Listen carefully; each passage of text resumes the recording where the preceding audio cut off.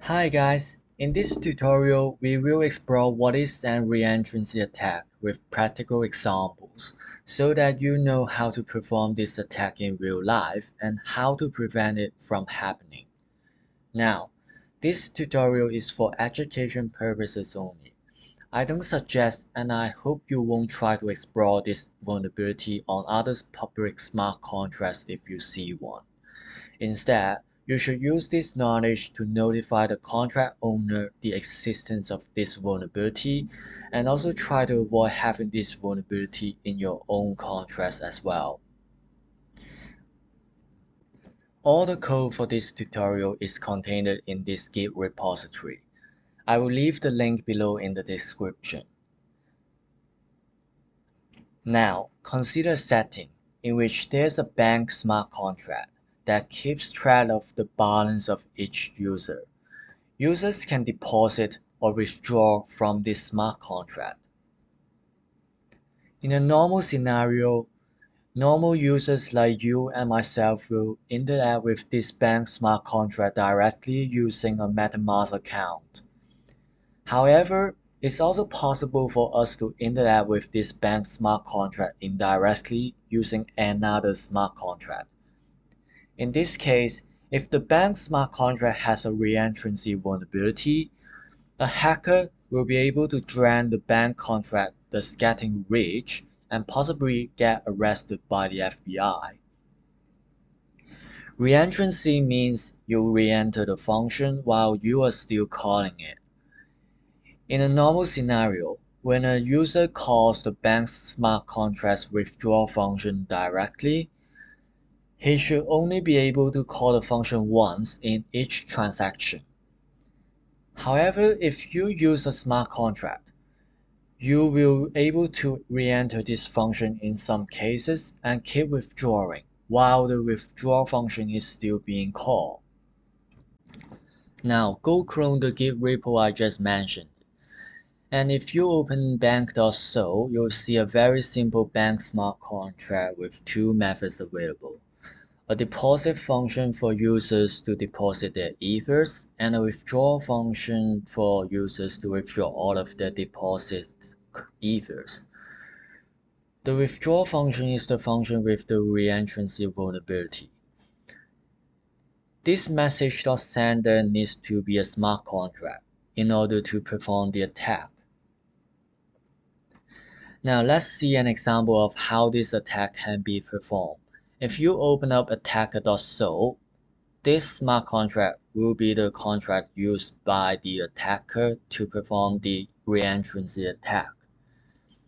The attacker can use the attack function to first deposit to the bank smart contract, then withdraw immediately. If you go over to bank smart contract, when the withdraw function is called, it will send the ethers to the attacker contract. Now bear with me, you are currently executing this line of code. Now, upon receive of ethers, the receive function of the attacker contract will be called. Then here, since the bank contract is currently having more than 0 balance, the bank smart contract's withdrawal function is called again. This continues until the balance of the bank contract reaches 0. Then the balance of the hacker in the bank contract is here will finally be set to 0. There are three different ways to resolve this reentrancy vulnerability in the bank contract. The first way is to restrict the gas amount that external function calls can use. Now first, let's open up the SafeBank version 1 smart contract. This is the one that is safe to use, so it can prevent reentrancy attacks from happening. So what do I mean by an external function call? An external function call is when a contract calls a function of another contract. In this case, the bank contract performs an external function call to the receive contract of the attacker's contract. If we limit the amount of gas this receive function can span, it won't be able to perform actions that requires a lot of gas. To do so, we can use either the send function or the transfer function. Both forward only a fixed amount of 2300 gas, which is just enough for the external function to perform simple operations such as logging an event. On the other hand, we can still use the unsafe call function as well, but this time we need to specify the maximum amount of gas to forward. Without specifying that, the send function can use all the available gas, which is the maximum amount of gas within a block, basically. Now let's open up the Save Bank version 2 contract. The second way to prevent the attack from happening is to always modify the state before sending out ethers. Why would this work? Now consider that when the attacker calls the withdraw function, the attacker's smart contract balance will be set to 0. Then the ethers will be sent out. When the receive function receives the ether, it will attempt to call the withdraw function again. But this time, since the balance of the attacker is already set to 0, even the call function is called again to send out the ether, the amount of ether it sends will equal to 0, because the state has already been set to 0 in the first withdraw function call. Now let's open up SafeBank version 3. The third way is to use some pre-built contract against the reentrancy attack. Since reentrancy attacks are so common, OpenZeppelin has already provided a guard contract for our contracts to inherit from. Now, if you try to visit this URL and to look at the source code, the logic is actually very simple.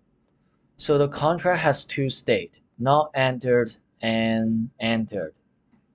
And whenever a function with a non-reentrant modifier, here, the modifier checks if the contract is already in this enter state. If it's in this, so the transaction reverts. If not, the contract will enter the enter state.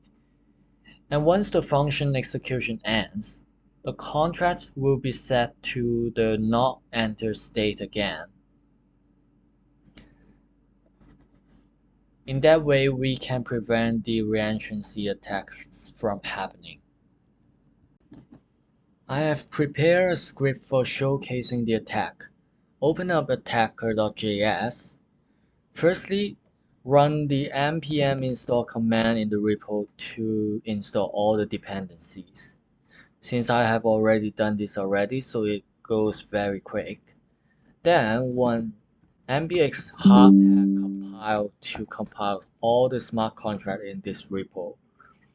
Once that's completed, now you can see nothing to compile because I already run this command already. You will see probably a different output. Now finally, you can run npx hardhat test to run all the test cases. The test is pretty straightforward, so I will just briefly explain it and let you look through the rest.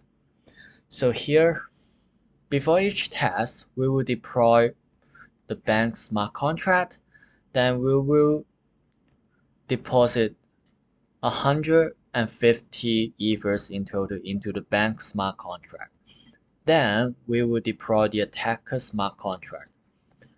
Now, this is the test we will be focusing on. Firstly, it will show the balance of the bank and the attacker, which is here. Now, the attacker contract will perform the attack. After the attack, you will find out the balance of the attacker has increased by 150, and now the bank's smart contract has been granted. And that's an reentrancy attack. Thank you for watching this tutorial. If anyone has any question about what I have explained in this tutorial, feel free to ask in the comment section. I will do my best to answer those.